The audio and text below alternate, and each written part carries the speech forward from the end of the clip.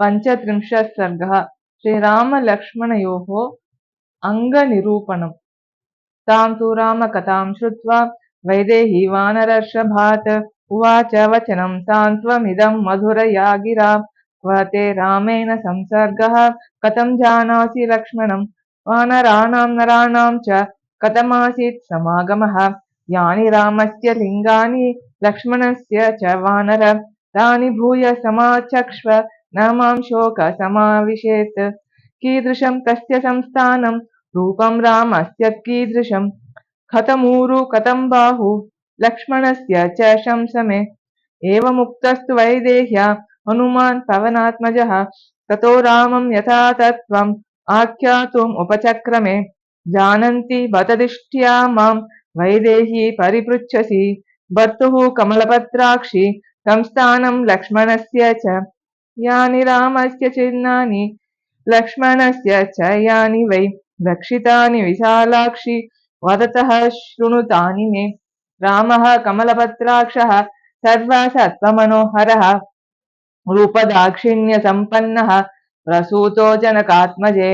तेजसादित्यसङ्काशः क्षमया पृथिवी समः बृहस्पतिसमो बुद्ध्या यशसा वासवोपमः। रक्षिता जीवलोकस्य स्वजनस्य च रक्षिता स्वस्य वृत्तस्य धर्मस्य च परन्तपः। रामो भामिनी लोके स्मिंश्चातुर्वर्ण्यस्य रक्षिता मर्यादानां च लोकस्य कर्ता कारयिता च सः। अर्चिष्मान् अर्चितो नित्यं ब्रह्मचर्यव्रते स्थितः। साधूनाम् उपकारज्ञः प्रचारज्ञश्च कर्मणां राजविद्याविनीतश्च ब्राह्मणानामुपासिता। श्रुतवान् क्षीरसम्पन्नो विनीतश्च परन्तपः। यजुर्वेदविनीतश्च वेदविद्भिः सुपूजितः। धनुर्वेदे च वेदेषु वेदाङ्गेषु च निष्ठितः।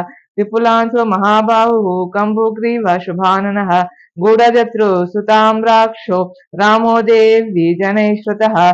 दुन्दुभिस्वर निर्घोषः स्निग्धवर्णः प्रतापवान् समविभक्ताङ्गो वर्णं श्यामं समाश्रितः।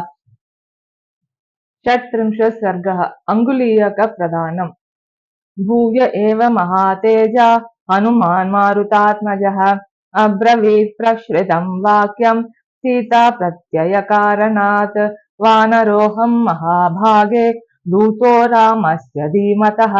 रामनामाङ्कितं चेदं पश्य देव्यङ्गुलीयकं प्रत्ययार्थं तवानीतं तेन दत्तं महात्मना।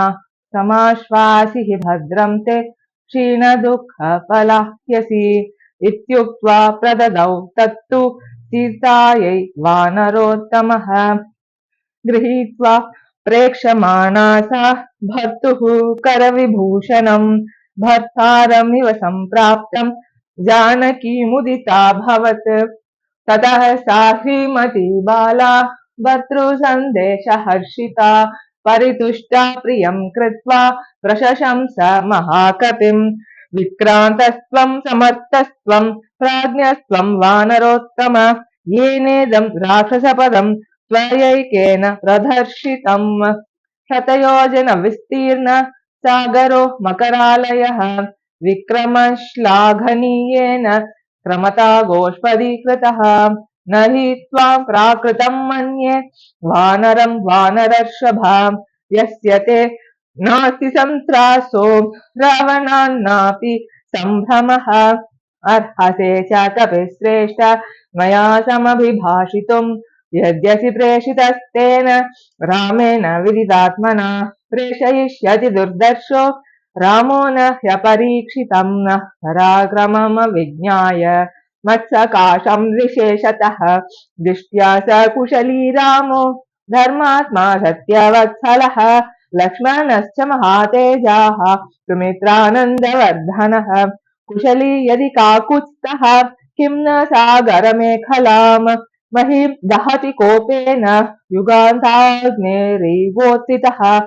अथवा शक्तिमन्तौ तौ सुराणामपि निग्रहे ममैव तु न दुःखानाम् अस्ति मन्ये विपर्ययः। कच्चिन्न व्यथितो रामः कच्चिन्न परितप्यते उत्तराणि च कार्याणि कुरुते पुरुषोत्तमः कच्चिन्न दीनः सम्भ्रान्तः कार्येषु च न मुह्यति कच्चित् पुरुषकार्याणि कुरुते नृपते सुतः द्विविधं त्रिविधोपायम् उपायमपि सेवते विजिगीषुः सुहृत् कच्चिन्मित्रेषु च परन्तपः कच्चिन्मित्राणि लभते मित्रैश्चाप्यभिगम्यते कच्चित् कल्याणमित्रश्च मित्रैश्चापि पुरस्कृतः कच्चिदाशास्ति देवानां प्रसादं पार्थिवात्मजः कच्चित् पुरुषकारं च दैवं च प्रतिपद्यते कच्चिन्न विगतस्नेहः निवासान् मयि राघवः कच्चिन्मां व्यसनादस्मान् मोक्षयिष्यति वानरः सुखानामुचितो नित्यम् असुखानाम् अनौचितः दुःखमुत्तरमासाद्य कच्चिद्रामो न सीदति कौसल्यायास्तथा कच्चित् सुमित्रायास्तथैव च अभीक्ष्णं श्रूयते कच्चित् कुशलं भरतस्य च मन्निमित्तेन मानार्हः कच्चिच्छोकेन राघवः कच्चिन्नान्यमना रामः कच्चिन्मां तारयिष्यति कच्चिदक्षौहिणीं भीमां भरतो भ्रातृवत्सलः ध्वजिनीं मन्त्रिभिर्गुप्तां प्रेषयिष्यति मत्कृते वानराधिपतिः श्रीमान् सुग्रीवः कच्चिदेष्यति मत्कृते हरिभिर्वीरैर्वृतो दन्तनखायुधैः कच्चिच्च लक्ष्मणः शूरः सुमित्रानन्दवर्धनः अस्त्रविच्छरजालेन राक्षसान् विधमिष्यति रौद्रेण कच्चिदस्त्रेण रामेण निहतं रणे द्रक्ष्याम्यल्पेन कालेन रावणं स सुहृज्जनम् कच्चिन्न तद्देम समानवर्णं तस्याननं पद्मसमानगन्धी मया विना शुष्यति शोकदीनं जलक्षये पद्ममिवातपेन धर्मापदेशात् त्यजतश्च राज्यं मां चाप्यरण्यं नयतः पदातिम् नासीद्व्यथा यस्य न भीर्न शोकः कच्चित् स धैर्यं हृदये करोति न चास्य माता न पिता च नान्यस्नेहाद्विशिष्टोऽस्ति मया समो वा तावत्त्वहं दूतजिजीविषेयम् यावत् प्रवृत्तिं शृणुयां प्रियस्य इतीव देवी वचनं महार्थं तं वानरेन्द्रं मधुरार्थमुक्त्वा श्रोतुं पुनस्तस्य वचोभिरामं रामार्थयुक्तं विरराम राम सीताया वचनं श्रुत्वा मारुतिर्भीमविक्रमः रस्यञ्जलिमादाय वाक्यमुत्तरमब्रवीत् नात्वामिहस्तां जानीते रामः कमललोचनः तेन त्वां नानयत्याशु शचीनिव पुरन्दरः श्रुत्वैव तु वचो मह्यं क्षिप्रं नेष्यति राघवः चमूं प्रकर्षन् महतीं हर्युक्षगणसङ्कुलां विष्टम्भयित्वा बाणौ घैरक्षोभ्यं वरुणालयं करिष्यति पुरीं लङ्कां काकुत्स्थशान्तराक्षसाम् तत्र यद्यन्तरा मृत्यु यदि देवासहासुराः दास्यन्ति पथि रामस्य स तानपि वदिष्यति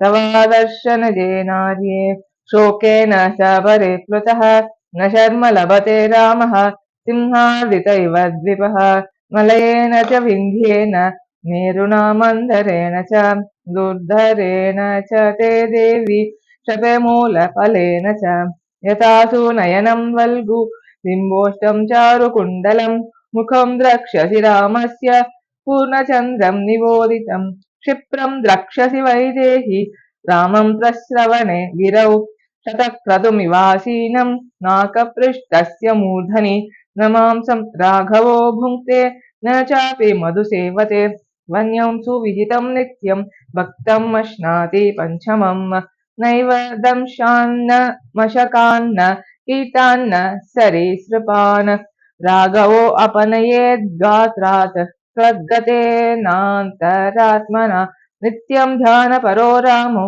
नित्यं शोकपरायणः नान्यच्चिन्तयते किञ्चित् स तु कामवशं गतः अनिद्र सततं रामः सुप्तोऽपि च नरोत्तमः सीतेति मधुरां वाणीं व्याहरन् प्रतिबुध्यते दृष्ट्वा फलं वा पुष्पं वा यद्वान्यत् सुमनोहरं बहुशोः प्रियेत्येवं श्वसं स्वाम् अभिभाषते स देवी नित्यं परितप्यमानः त्वामेव सीतेत्यभिभाषमाणः धृतव्रतो राजसुतो महात्मा तवैव लाभाय कृतः प्रयत्नः सा रामसङ्कीर्तनवीतशोका रामस्य शोकेन समानशोका शरन्मुखे साम्बुदशेष चन्द्रा निषेव वैदेह सुता बभूव इति श्रीमद् रामायणे सुन्दरकाण्डे 36 सर्गः।